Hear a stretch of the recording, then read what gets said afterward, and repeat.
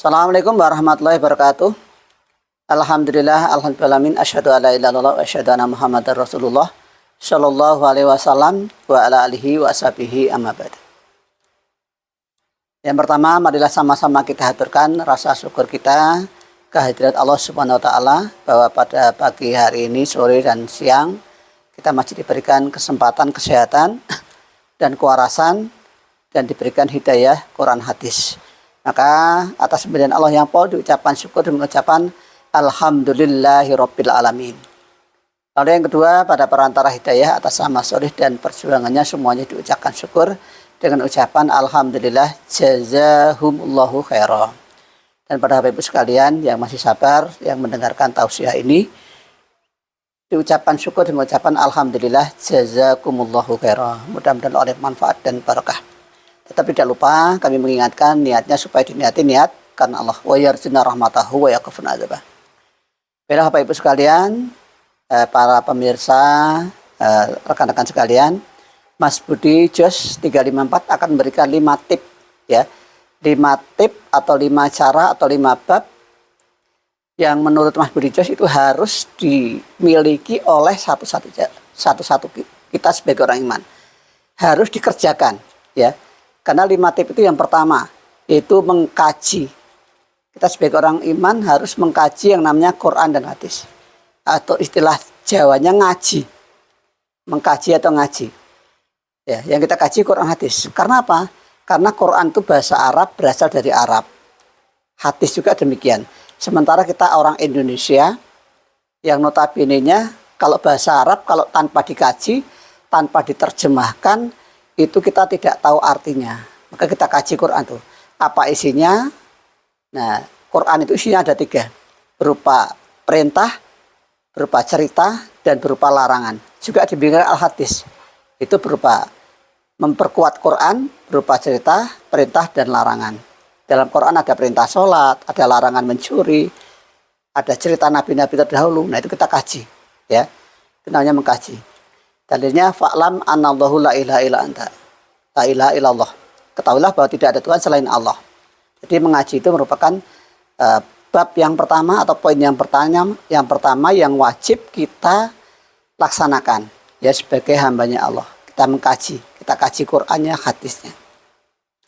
Nah, setelah kita kaji, karena mengaji itu juga banyak manfaatnya, banyak nilai manfaatnya dan keuntungannya.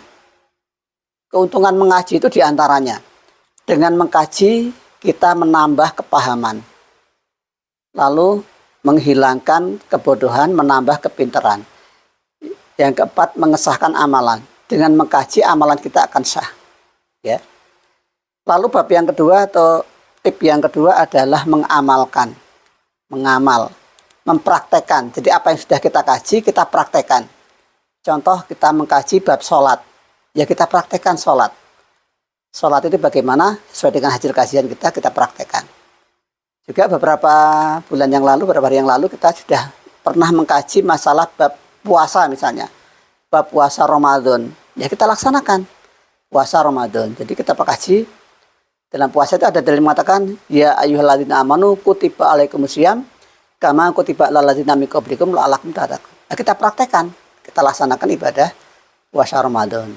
Kita juga sudah mengkaji masalah puasa Syawal atau puasa 6. Ya kita praktekkan. Setelah bulan Syawal kita praktekkan. Itu mengkaji. Jadi apapun yang kita kaji dalam Al-Quran dan hadis kita praktekkan. Tuh. Nah, praktek itu namanya pengamalan. Kita amalkan namanya. Nah, dipraktekkan namanya diamalkan. Ya.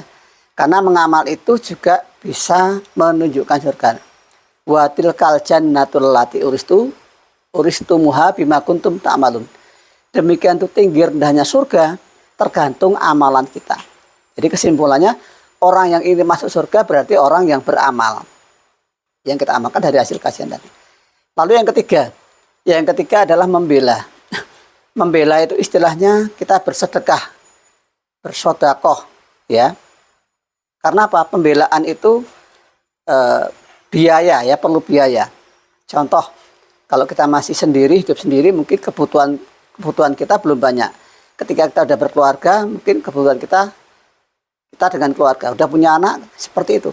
Jadi agama itu perlu pembelaan. Ya contoh, kita mau melaksanakan sholat, kita butuh apa? Butuh sarung, butuh mekena, butuh kopiah, ya. Itu salah satu pembelaan atau sedekah kita atau sedekah kita atau biaya yang kita perlukan untuk melaksanakan ibadah. Itu namanya pembelaan, ya. Pembelaan itu bisa berupa harta, bisa juga tenaga. Wala jahadu finalana dianahum syubulana, ya, pembelaan. Lalu yang tip yang keempat adalah sambung. Sambung itu istilahnya kita bertemu, berkumpul, ya. Kita berkumpul amrin jami'in untuk saling menyaksikan, ya, mengerjakan kebaikan-kebaikan, ya. Berkumpul kita mengerjakan penyaksian, saling menyaksikan. Kata kita sesama orang iman itu saling menyaksikan. Antumun suhada'u fil ard. Kamu adalah saksi di dunia. Lalu yang kelima, tip yang kelima adalah taat. Taat itu adalah kita mentaati komitmen terhadap aturan-aturan yang ada. Taat itu Allah Rasul, ya. Kita mentaati perintah Allah dan mentaati perintah Rasul, ya. Itu selagi perintahnya itu sesuai dengan, nah, lalu perintah di dalam pimpinan kita siapa, ya, itu kita selagi tidak keluar dari jalur Allah Rasul. Nah, itu sebagai komitmen kita. Kalau kita bisa mengerjakan 5 tip tadi itu sebagai orang iman, insya Allah hidup kita itu akan bahagia dan kita bisa masuk surga. Allah mengatakan dalam hadis di dalam surat An-Nisa ayat 13 dan 14, wa may yuti'illaha wa rasulahu yudkhilhu jannatin. Barang siapa yang taat Allah dan Rasul, maka orang tersebut akan dimasukkan ke dalam surga. Itu yang berbicara Allah, yang ngendiko Allah, yang berkata Allah. Nah, kita sebagai umatnya tinggal melaksanakan. Mudah-mudahan tip tadi bisa mengingatkan kita, itu sebagai kewajiban pokok kita sebagai orang iman, ya, untuk mencari surga selamat dan neraka. Mudah-mudahan 5 bab tadi bisa memperingatkan kita sendiri, terutama pribadi Mas Budi, selebihnya kepada teman-teman sekalian. Oke, mudah-mudahan bermanfaat. Jika ada salah kurangnya mohon maaf. Saya akhiri, alhamdulillah, jazakumullah khairan. Mudah-mudahan bermanfaat. Saya akhiri, akhirul kalam. Assalamualaikum warahmatullahi wabarakatuh.